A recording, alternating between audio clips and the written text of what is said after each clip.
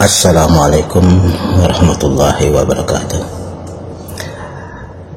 Teman-teman sekalian, selamat berjumpa lagi dengan video seri panduan ekspor dari channel si Abah. Dalam kesempatan kali ini kita coba untuk berdiskusi atau membahas tentang bagaimana produk yang akan kita perjualbelikan, kan pesan kita kepada calon pembeli atau konsumen. Jadi pada hakikatnya sesuai dengan satu pepatah yang mengatakan bahwa people cannot not communicate, maka produk juga sebagai bagian dari upaya seorang pebisnis untuk menjualnya. Itu pesan yang harus kita perhatikan, jangan sampai pesannya malah membuat kinerja produk kita, penjualannya malah menurun bukan meningkat. Pada dasarnya people can not communicate, artinya orang tidak berkomunikasi, berarti bahwa orang tidak bisa menghindari komunikasi.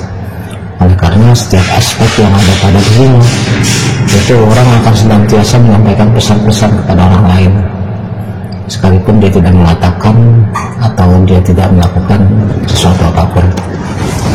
Jadi meskipun dia hanya diam saja, dia tetap menyampaikan pesan komunikasi. Ini yang sudah kita bahas. Oke.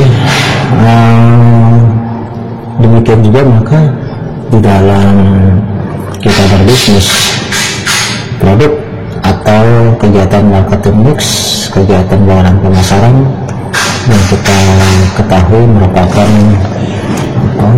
kegiatan yang tidak bisa dipisahkan dari komunikasi. Oleh karena marketing, sebagaimana kita ketahui, adalah upaya untuk membuat pasar memahami, mengetahui keberadaan kita, keberadaan produk kita. Oleh karena itu berarti bahwa sesuai dengan people cannot not communicate, semua unsur yang ada di dalam marketing mix itu pasti mengandung pesan-pesan komunikasi. Berarti juga bahwa kalau pesan-pesan komunikasi yang terkandung di dalam marketing mix itu kita elaborasi, kita upayakan untuk menjadi suatu pesan yang sifatnya positif kepada konsumen, maka pastinya pesan-pesan itu akan membawa efek, akan didekode oleh konsumen, sehingga nanti konsumen akan melakukan encoding berupa pembelian. Sebaliknya, ketika konsumen ternyata mendekode pesan yang ada di dalam marketing mix itu secara berkebalikan atau secara negatif, maka dia juga akan menjadi suatu decoding bagi kita untuk kita kemudian melakukan tindakan-tindakan kelanjutan. Kenapa kok pesan saya tidak berpengaruh, atau pesan saya malah tidak membawa penjualan menjadi semakin meningkat. Okay? Jadi intinya bahwa karena orang tidak bisa tidak berkomunikasi, dan bahwa semua apa saja yang ada pada dirinya akan membawa pesan komunikasi, maka termasuklah di dalam kegiatan bisnis itu semua hal yang terkait dengan kita, terkait dengan produk kita, dalam upaya memasarkan kepada masyarakat tentang keberadaan produk kita, itu akan senantiasa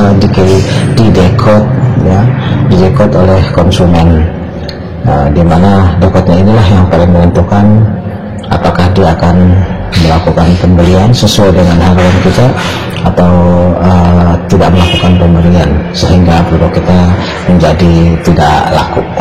Ya, oke. Kita tahu bahwa marketing mix sekarang ini ada 7 unsur, yakni dari produk, price, promotion, dan place kalau yang lama, tapi itu tetap masih berlaku untuk produk-produk yang sifatnya barang ya.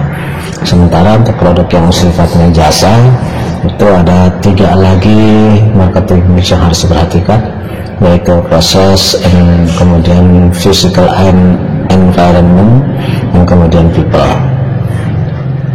Kalau kita bicara bahwa seluruh elemen dari marketing mix itu mengandung komunikasi, maka dia tidak terbatas pada produk barang saja.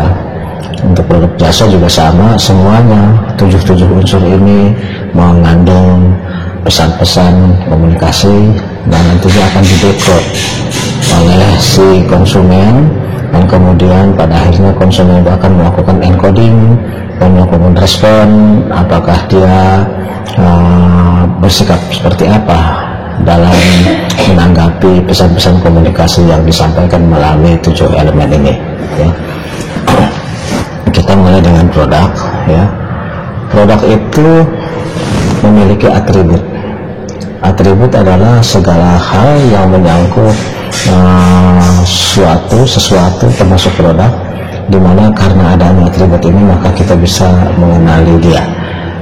Jadi samalah dengan manusia atau hewan atau tumbuhan yang semuanya juga memiliki atribut-atribut sehingga dia bisa diidentifikasi dan bisa dikenali dan bisa dibedakan dari yang lain. Misalnya manusia itu memiliki atribut misalnya KTP, kartu tanda penduduk, atau KK, atau NPWP, atau statusnya sebagai pegawai, sebagai karyawan, sebagai mahasiswa, sebagai dosen, sebagai pedagang, dan sebagainya. Itu adalah atribut ya.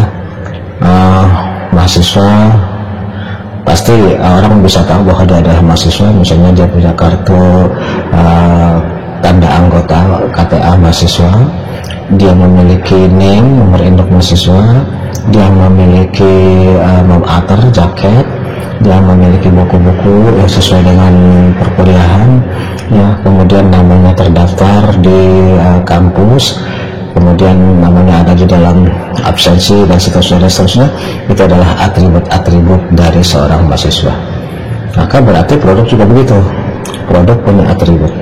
Nah, atribut inilah yang nantinya akan menentukan apakah dia akan diterima atau tidak oleh masyarakat, tergantung kepada atribut itu mengandung pesan yang positif atau pesan yang negatif. Kalau atribut tersebut mengandung atau membawa atau menyampaikan pesan kepada konsumen dalam artian positif, maka nanti konsumen akan mendekod dan akan melakukan encoding sesuai dengan harapan dari seorang pengusaha, seorang pedagang yaitu berupa pembelian. Oleh karena itulah maka ketika kita mempelajari komunikasi bisnis, berarti kita mempelajari semua unsur di dalam aktivitas bisnis yang tujuannya adalah memahami apa saja unsur-unsur di dalam komunikasi dalam aktivitas bisnis yang perlu ditingkatkan, yang perlu diefektifkan sehingga mendorong satu kegiatan sesuai dengan harapan dari pengusaha. Dan sebaliknya tentu dengan mengetahui apa saja faktor-faktor yang menjadi hambatan, faktor-faktor yang kemudian akan merugikan, itu faktor tersebut bisa dihilangkan atau paling tidak dikurangi sehingga tidak berpengaruh banyak terhadap kinerja dari produk. Oke, jadi atribut produk itu bisa diwakili oleh beberapa unsur seperti mereknya, kualitasnya, kemudian ciri-ciri atau spek dari si produk, kemudian dari desainnya, kemudian dari labelnya, kemudian dari kemasannya, serta dari layanan pendukungnya. Itu semua adalah atribut-atribut produk yang harus diwaspadai, karena kalau tidak dia akan menyampaikan pesan yang sifatnya merugikan si pengusaha ya. Oleh karena itu reaksi dari konsumen terhadap sebuah produk adalah tergantung sejauh mana si pengusaha mampu memperbaiki atau menyusun supaya atribut-atribut produk itu memiliki pesan-pesan yang sifatnya positif bagi produk tersebut, ya. Artinya kinerja dari produk tergantung dari pesan yang dikandung oleh atribut produk. Oke, sekarang kita lihat dulu produk. Atribut-atribut produk antara lain adalah sebagai berikut. Yang pertama adalah kualitasnya. Kualitas itu akan menentukan positioning dari produk tersebut di dalam aktivitas pemasaran. Artinya produk itu akan menempati posisi di mana. Apakah dia dikhususkan untuk katakan misalnya produknya adalah baju, garment, maka kualitas produk itu akan menempatkan apakah garment dia ini akan cocok untuk pembeli pada level menengah, atas, atau bawah, ya. Kualitas produk itu akan berkorelasi dengan posisi dari produk itu di dalam pemasaran, ya. Jadi kalau kualitasnya bagus, maka kinerja produk juga kemungkinan akan bagus. Sepanjang unsur komunikasi yang ada pada kualitas itu disampaikan kepada konsumen. Produk bagus, ya, tapi kinerja nggak bagus. Ini berarti ada sesuatu yang nggak benar. Ada pesan yang nggak nyampe, ada pesan yang tidak terhubung, ya. Sama dengan Anda kemarin demo, ya, pemerintah maunya begini, Anda menilainya begitu, maka ini pasti ada miscommunication di tengah-tengah sehingga Anda mengambil keputusan untuk melakukan demonstrasi, ya. Itu masalah komunikasi, ya. Karena apa? Karena ternyata di dalam keterangannya apa yang dituduhkan oleh banyak pihak itu ternyata dibantah oleh pemerintah. Tidak seperti itu. Itu hanyalah hoax katanya. Kita nggak tahu lah, sebagai rakyat kecil saya juga nggak malas juga baca undang-undang sampai 900 halaman. Nah, artinya anda yang demo itu atau baca undang-undangnya itu cuma dengerin kata-katanya, wallahu a'lam, terserah Anda, ya. Yang jelas kalau kita bicara tentang komunikasi bisnis, kualitas produk yang tinggi sekalipun, ya, kalau ternyata dia tidak dikomunikasikan secara baik, secara positif, secara intens, secara menarik kepada konsumen, maka itu mengakibatkan kinerja produk tidak juga meningkat meskipun kualitasnya bagus, gitu ya. Jadi Anda harus paham bahwa kualitas itu di samping menentukan positioning dari produk, juga dia akan mempengaruhi kinerjanya. Bagus sih bagus, kalau nggak dipesankan secara baik di masyarakat, yang terjadi adalah misunderstanding, misperception. Undang-undang bagus kayak apa kalau ternyata nggak sampai ke masyarakat, masyarakat keliru dengerin dari pihak lain, ya kedengarannya jelek. Setiap produk itu pasti punya fitur. Fitur adalah kemanfaatan dari produk itu sendiri di tengah konsumen, di dalam konsumennya. Ya, kira-kira produk itu kalau dibeli, fiturnya apa saja, manfaatnya apa saja, yang bisa digunakan oleh konsumen apa saja. Ya, seperti misalnya HP, ya. HP itu kan fiturnya makin kemarin makin bagus, ya. Kalau dulu yang namanya HP itu kan hanya untuk nelpon, bahkan dulu sebelum ada HP adanya adalah penyerampak itu loh, yang hanya bunyi terus kemudian kita baru cari telepon umum. Itu belum bisa langsung ngomong. Maju kemudian fiturnya itu menjadi fitur untuk bicara, orang bisa ngomong langsung dengan lawan bicaranya tanpa harus datang ke telepon umum, tidak seperti sebelumnya. Makin kemarin fitur untuk ngomong ditambah lagi ada fitur untuk mengirim pesan tertulis, yaitu SMS.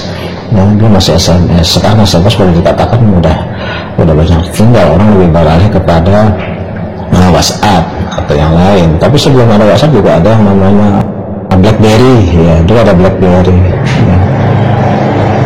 Terus kemudian BB, ya, dulu ada BB, tapi BB sekarang udah nggak laku lagi. Terus kemudian makin kemarin juga fitur dari suatu HP makin lama makin canggih. Jadi artinya pertama kualitas, kedua fitur juga membawa pesan kepada konsumen. Semakin banyak pesan itu, semakin banyak fitur itu, semakin bermanfaat produk itu, maka dia akan menyampaikan pesan kepada konsumen, sehingga nanti konsumen akan tertarik untuk membelinya. Ya, kita tahu misalnya HP-HP keluaran Cina itu kan daya tahannya boleh dibilang durability-nya singkat ya, gampang rusak, nggak tahan lama. Tapi dia punya fitur kan bagus sekali, bagus-bagus, tampilannya pun bagus. Ya, tampilan dari HP-HP Cina itu kan bagus-bagus, keren-keren. Maka durability menjadi tidak terlalu relevan lagi. Kalau dulu orang pilih barang itu yang penting tahan lama, kuat gitu ya. Tapi sekarang orang justru trennya kalau pakai HP yang sama bertahun-tahun malah jadi nggak gengsi lagi. Kenapa? Karena udah kuno, udah jadul gitu.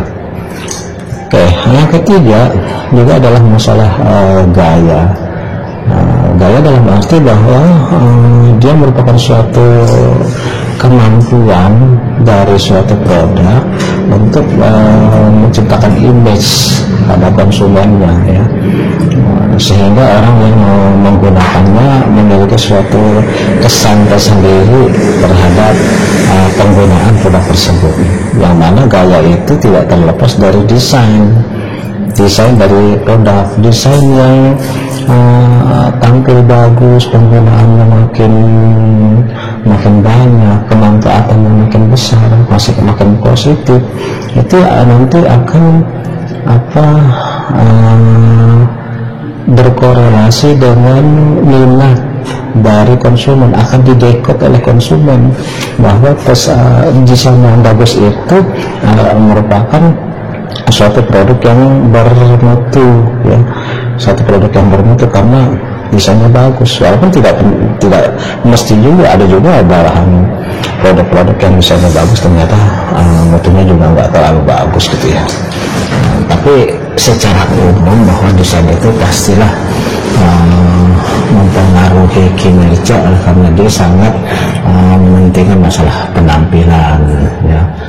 Samping juga nanti dengan desain yang makin efektif, makin simpel, maka bagi produsen itu akan mengurangi biaya produksi, dan desain itu juga akan menjadi comparative advantage ya, comparative advantage di tengah persaingan pasar, karena dia memiliki desain yang dianggap lebih unggul dibandingkan produk-produk lain ya. Jadi desain juga pastinya akan memberi pesan tertentu kepada halayak, baik yang akan membeli maupun yang sudah menggunakan ya. Kalau kita punya produk, menggunakan produk yang desainnya nggak bagus, kita juga jadi nggak pede ya makainya ya. Gaya dan desain produk itu juga sudah jelas sama halnya dengan unsur elemen dan unsur manusia. People cannot not communicate, bahwa dia juga akan memberi pesan. Makanya kalau bikin produk ya desain sebaik mungkin ya. Jadi kita punya HP itu nggak sebagus sekarang, zaman awal-awal itu kan desain itu udah gede, udah gitu kotak, warnanya pun cuma hitam lagi, sudah gitu ada sumutnya lagi kayak kecoa gitu, ada antenanya, itu bagaimana bisa gaya dengan pakai. Itu jelas ya bahwa gaya dan desain produk juga punya pesan komunikasi. Next adalah merek. Merek ini adalah merupakan suatu faktor ya, dia merupakan nama, istilah, tanda, lambang, desain atau kombinasi semua itu yang akan menjadi identitas dari si produk, identitas dari si pembuat, dan sekaligus identitas dari para penyalur atau penjual produk atau jasa tersebut ya.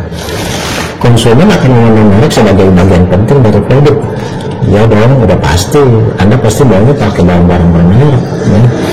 Karena Kenapa? Karena dengan menggunakan merek tertentu Anda akan ketika gaya hidup Anda akan seolah-olah akan terdongkrak juga gitu ya kan.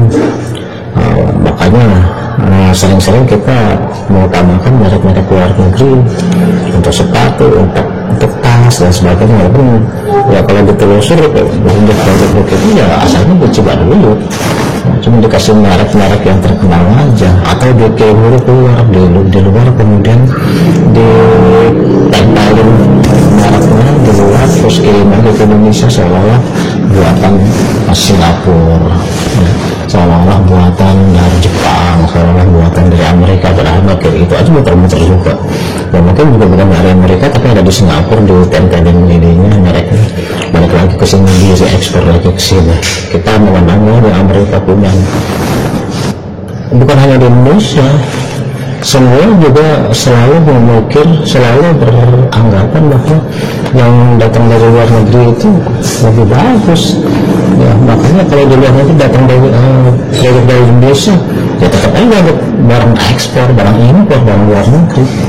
Dan kita kan barang impor seolah keren ya, sama mereka juga begitu lah, barang impor dari Indonesia keren ya, biasa lah kan, rumput tetangga selalu lebih hijau kan di situ kelihatan.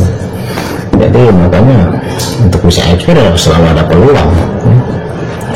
Jadi dengan demikian maka merek yang bagus itu yang nanti akan menjadi ikon ya, atau penggerak utama dari seorang pemasar atau dalam kegiatan pemasaran untuk bisa mendongkrak kinerja dari produk. Kalau merek yang terkenal ya artinya bahwa merek itu adalah sesuatu yang berbicara kepada konsumen tentang performance dari produk, apakah kualitasnya, apakah gayanya, apakah desainnya, apakah fiturnya dan sebagainya. Produknya apa? Oh namanya apa, merek, fiturnya udah ketahuan lah, merupakan suatu toko yang ruangannya cukup luas, yang kemudian ber-AC, yang kemudian kita bisa milih sendiri produknya, nggak ribet gitu kan. Kemudian apalagi tempat parkirnya ada dan sebagainya. Jadi orang kemudian tertarik untuk lebih belanja ke ketimbang warung di kampung gitu. Harga kurang lebih aja kan. Oke, terus kemudian kualitas produk, gaya dan desain, kemudian merek, kemasan itu begitu. Kemasan juga sangat bicara penting ya kepada konsumen. Justru kemasan inilah yang kadang-kadang menjadi barang dagangan yang bukan produknya tapi malah kemasannya. Apa contohnya? Contohnya kalau misalnya Anda beli apa snack anak-anak itu seperti Kitela dan sebagainya, itu kan kemasannya bagus-bagus ya. Begitu Anda buka ini barangnya banyak kan, enggak seperti Kitela kan berapa potong walaupun dia segede karung, tapi begitu dibuka kan angin isinya kebanyakan, isinya angin yang banyak ya itu kemasannya itu bagus, jadi Anda berkemasan kan ya. Atau sebaliknya, contoh yang sebaliknya, kalau misalnya kita naik bis terus kemudian di lampu merah, di perhentian itu kan kita suka didatangin sama pedagang asal di kacang gitu kan, atau apa permen jahe, permen gula asam dan sebagainya. Coba lihat Anda kemasannya, kan kemasannya sangat sederhana. Kemasannya itu hanya bawa buah permen jahe, berapa buah permen gula asam itu dibalut atau dibungkus dengan sebuah plastik yang sangat sederhana, diunter-unter gitu, kemudian nanti dikumpulkan dalam suatu wadah plastik juga, dan kemudian disiram dengan lilin ya, kemudian digarang lilin aja, ketutup dia. Nah, kesan Anda terhadap itu bagaimana? Kan pastinya Anda akan melihat produk ini sangat sederhana sekali, cuma produk biasa kemudian dipakai plastik, plastikin lagi ya, jadi ada kemasan utama, kemasan second wrappingnya. Pasti Anda akan berpikir ya, kemungkinan konsumen akan berpikir ini produk tidak higienis nih. Tapi juga sangat sederhana kayak gini, jangan-jangan ini yang bikin nggak cuci tangan dulu itu kesannya ya akan beda sekali, dan kemudian penempatannya pun di toko-toko seperti Alfa atau di mall, karena mungkin mereka itu juga ya. Jadi kemasan itu akan memberi apa? Memberi pesan kepada konsumen ya, termasuk juga produk itu ketika digunakan oleh si konsumen akan memberi pesan juga kepada orang yang beli ya. Anda makan permen jahe dibeli dari lampu merah juga, orang akan bilang, mungkin teman Anda akan bilang, kok kamu masuk itu kan kayaknya nggak higienis tuh, kayaknya nggak sehat tuh, bikinnya kayaknya gini. Nah berarti pesan itu kan sampai masuk produk, Anda pun makanya jadi nggak apa ya, nggak yakin, nggak pede juga.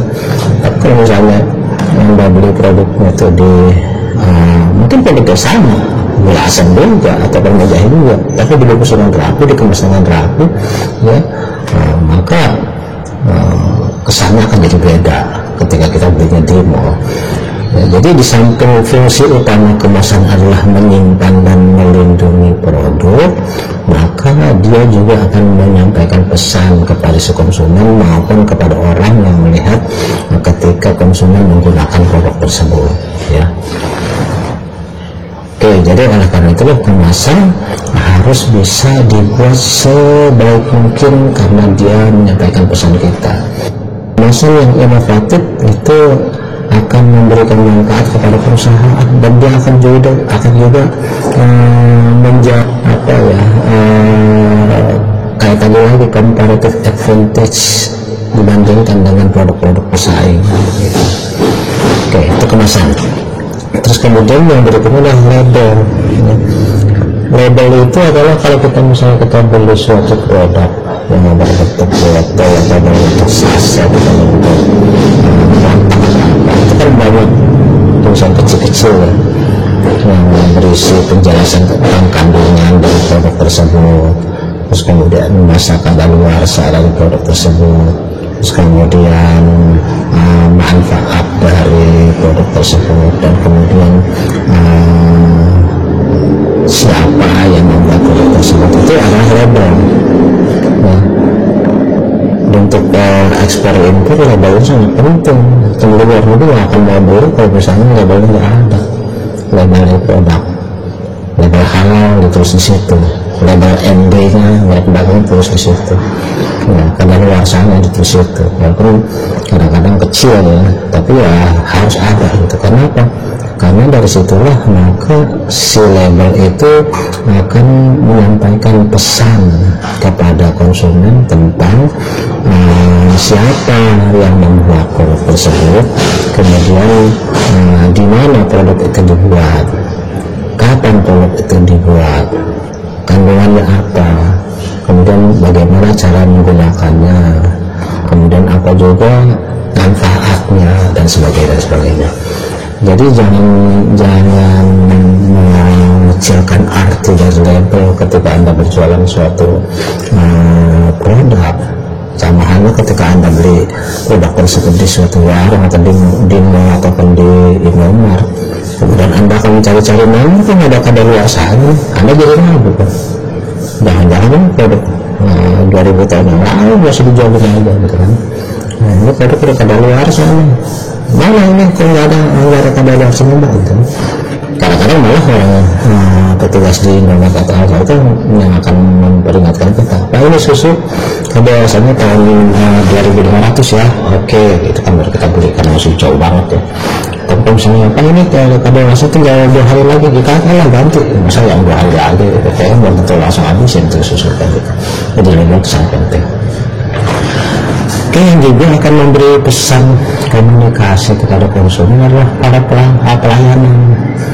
Suatu produk yang ada pelayanan pernah jualnya, ada garansinya ya, atau apapun untuk penggantian spare part, ataupun misalnya produk yang katakanlah cacat itu bisa diganti, itu pasti akan memberikan suatu kesan positif, suatu komunikasi yang baik kepada pelanggannya, dibandingkan Anda sudah belum apa-apa sudah bilang apa namanya ini produk kalau dibuka berarti beli ya.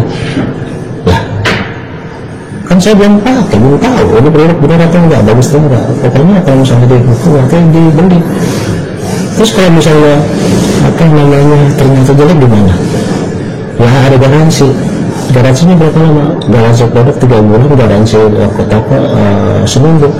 Nah kalau kamu mau garansi kan sama aja kamu juga ragu itu produk bagus atau enggak. Ngapain kamu label-labelnya saya harus beli kalau buka kan gitu. Kalau saya mah buka aja yang begitu.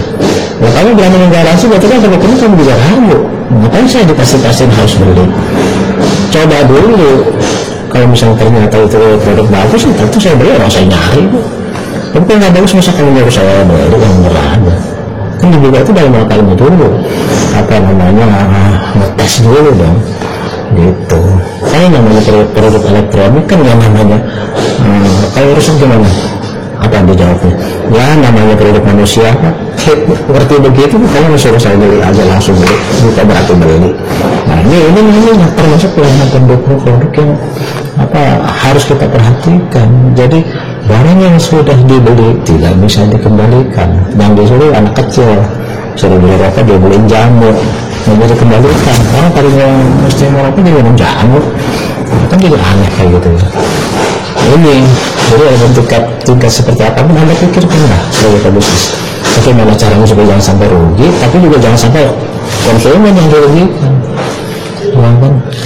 Pelayanan pendukung sangat penting. Anda makan di restoran, pelayannya cantik, terus kemudian harga makanannya murah, letaknya strategis, nyaman. Tapi itu cantik tapi bayarnya minta ampun. Waduh, produk jutek lagi. Ditanya bentak-bentak jawabnya. Kira-kira kan gimana? Anda mau lagi mau makan di situ? Mendingan makan di warteg lah, yang murah meriah keingetan ya. Tapi nggak ada kayak gitu, ramah-ramah gitu kan. Bisa angkat kaki lagi makannya kan, bisa makan tempe bulan satu kan, kalau di warteg. Jadi pelayanan seperti itu sangat penting. Atribut produk itu akan menyampaikan pesan komunikasi kepada para pembelinya. Jadi kalau kita mau kinerja produk itu bagus, pesannya itu kan harus bagus. Kan saya sampaikan tadi, suatu produk yang bagus sekalipun, berkualitas sekalipun, itu kalau nggak ada yang tahu, ya atau siapa yang mau beli, kan sama aja. Ada orang misalnya yang bilang sama kamu, dan kamu tuh cantik tapi nggak ada yang tahu, itu gimana rasanya? Cantik tapi nggak ada yang tahu, itu kan nggak cantik, ya kan? Yang penting di dalam sending di message itu adalah you have to know who is your audience. Anda harus tahu siapa audiens Anda itu. Jadi kalau Anda mau dagang, itu yang namanya target sasaran kan, sehingga nanti akan Anda sampai kepada positioning setelah Anda mengetahui target sasaran konsumen Anda siapa. Nah, berarti Anda harus meneliti apa kebiasaan mereka, bagaimana tren yang mereka harapkan, kesukaan mereka seperti apa, terus kemudian siapa saja yang biasa jadi pelanggan mereka senang mereka bagaimana. Nah, kemudian daya beli mereka tuh bisa beli dengan harga yang lumayan atau beli harga yang murah. Mereka tuh biasa beli cash atau biasa beli cicilan, kan gitu ya. Itu semua adalah hal-hal yang harus kita ketahui supaya kita bisa tepat sasaran terhadap konsumen kita. Saya sering ditanya bagaimana saya untuk bisa memasarkan produk saya ke luar negeri. Saya bilang kamu harus melakukan market research dulu. Market research itu Anda tahu di negara mana yang produk Anda dibutuhkan. Jangan asal lempar aja. Memang sih Bapak harus lempar membabi buta, mungkin aja dan kena, mungkin, tapi kan kecil kemungkinan. Orang asal nembak aja kan buang-buang pelor, buang-buang peluru, dapat belum tentu, peluru terbuang percuma kan gitu. Dan makanya kemudian harus ada target marketnya siapa ya. Kemudian setelah kita mengetahui kamu mau ngomong sama siapa nih, misalnya mau ngomong sama orang tua, kan di samping kamu udah tahu bagaimana cara ngomong sama orang tua ya, tata cara ngomong sama orang tua, kamu juga harus tahu timingnya, kapan waktunya. Kamu ngomong sama orang tua tapi kamu gedor-gedor tengah malam, apa namanya, jam 12 malam kamu ngomongin orang tua belakang kan kayak ada apa? Enggak apa, nanti kalau punya duit beliin HP yang baru. Ya elah, ini anak yang ngomong gini aja, bukan itu beda sih, mungkin orang dibangun di tengah malam kalau bilang minta beli HP. Nah itu kan nggak tepat waktunya. Di samping itu juga kamu harus lihat situasinya. Kamu minta beliin HP, lihat kamu lagi cemberut atau enggak. Kalau lagi cemberut, kamu coba aja bilang beli HP, ya nggak bakalan dibeli, malah kamu disemprot kan, nggak bakalan dibeli malah disemprot. Oke, jadi target audiens memang harus kita tentukan. Ya, siapa yang jadi target audiens kita? Berarti sama juga ketika kita menyampaikan komunikasi, kita harus bicara, kita harus mengenali siapa target komunikan kita, kemudian kita tahu apa kebiasaannya, bagaimana situasinya, bagaimana waktunya, bagaimana trennya, ya kan? Lalu kemudian kita akan menyusun pesan mana yang akan saya pilih dan saya pilih. Itu pun tetap harus kita kemas pesan itu supaya menarik. Kalau nggak kan tetap aja dia dengerin. Ya. Terus kemudian kita pilih channelnya siapa. Channelnya itu kalau kamu mau sama orang tua, ibu kamu galak minta beliin HP, kamu ngomong sama bapak dong, Pak bilangin dong ibu minta beliin HP. Itu kan channel gitu. Terus kalau saya ngomong langsung, ya nggak ada, malah diomelin gitu. Tapi kalau bapak dulu ngomong kan mungkin aman lah. Berarti channel-channel seperti itu harus kamu pikirkan. Promosi adalah bagaimana kita bisa menyampaikan pesan-pesan komunikasi kita terhadap konsumen dalam hal ini. Jadi ketika kita bicara promosi, berarti kita bicara tentang ingredient of the promotion mix, yaitu pertama advertising, kemudian yang kedua adalah sales promotion, yang ketiga adalah public relation, kemudian yang keempat adalah personal selling, dan kemudian yang terakhir adalah direct marketing. Advertising itu adalah suatu penyampaian pesan dan persona, artinya bukan tentang orang, ya yang biasanya pasti berbayar. Nggak ada iklan-iklan itu yang sifatnya gratis, ya. Jadi iklan itu pasti dengan menggunakan berbagai media seperti media cetak, surat kabar, majalah, media elektronik seperti radio, internet, ataupun televisi, atau media luar ruang seperti banner, seperti neon sign, seperti baliho, spanduk, dan sebagainya. Itu adalah bentuk-bentuk iklan, bentuk-bentuk promosi yang pastinya ada unsur berbayarnya, ya. Yang kedua adalah sales promotion. Sales promotion ini adalah cara promosi untuk mendongkrak pembelian, ya, dalam waktu yang relatif singkat. Yang namanya sales promotion itu, promosi datang itu biasanya punya jangka waktu. Promosi ini berlaku sampai bulan sampai 31 Desember 2020 misalnya gitu. Jadi dalam jangka waktu tertentu itu diharapkan akan terjadi lonjakan pembelian. Caranya gimana? Sales promosi macam-macam, mungkin bisa ngasih diskon, bisa juga dengan ngasih tukar tambah, ya, atau bisa dibeli dengan cicil, atau bisa dengan memberikan kupon atau memberikan undian dan sebagainya. Itu adalah bentuk-bentuk sales promotion. Atau juga bisa juga dalam bentuk memberikan tester, ya, memberikan barang-barang untuk ya katakanlah promosi itu gratisan, gitu. Itu sales promotion.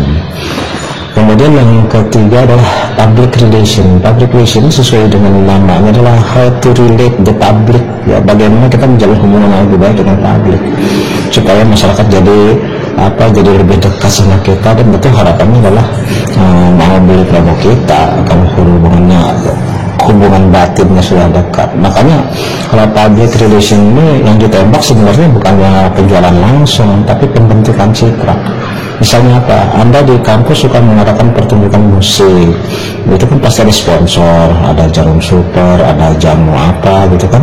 Nah, itu mereka itu nggak jualan langsung, nggak mengharapkan penjualan langsung dari Anda, tapi berharap bahwa dengan menjadi sponsor kegiatan mahasiswa, mereka akan tercitrakan dan terkesankan, akan dianggap oleh masyarakat bahwa perusahaan tersebut adalah perusahaan yang peduli terhadap mahasiswa.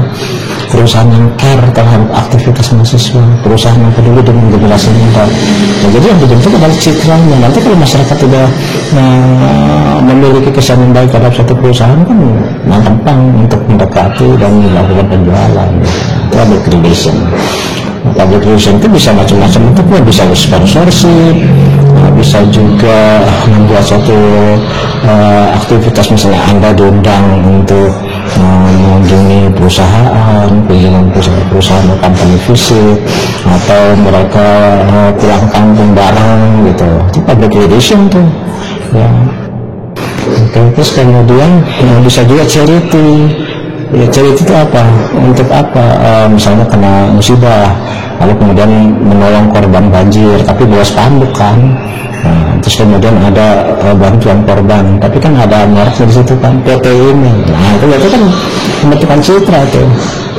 Nextnya adalah personal selling. Personal selling adalah ketika Anda melakukan penjualan dengan menggunakan person, menggunakan orang, SPG, SPB, ya, datang ke tempat kita untuk jualan, untuk menawarkan produk. Sama dengan public relation, ya, ini SPG atau personal selling ini juga berusaha untuk membuat suatu citra, membuat suatu hubungan yang baik antara konsumen dengan perusahaan. Makanya kemudian yang yang diutus SPG itu kan biasanya ganteng-ganteng, cantik-cantik ya. Yang datang, walaupun yang dijual cuma rokok, tapi ini jual cewek cantik tuh, rokok sebungkus, ya jualin sana kemari. Pasti bukan masalah penjualan, tapi pembentukan citra, ya kan.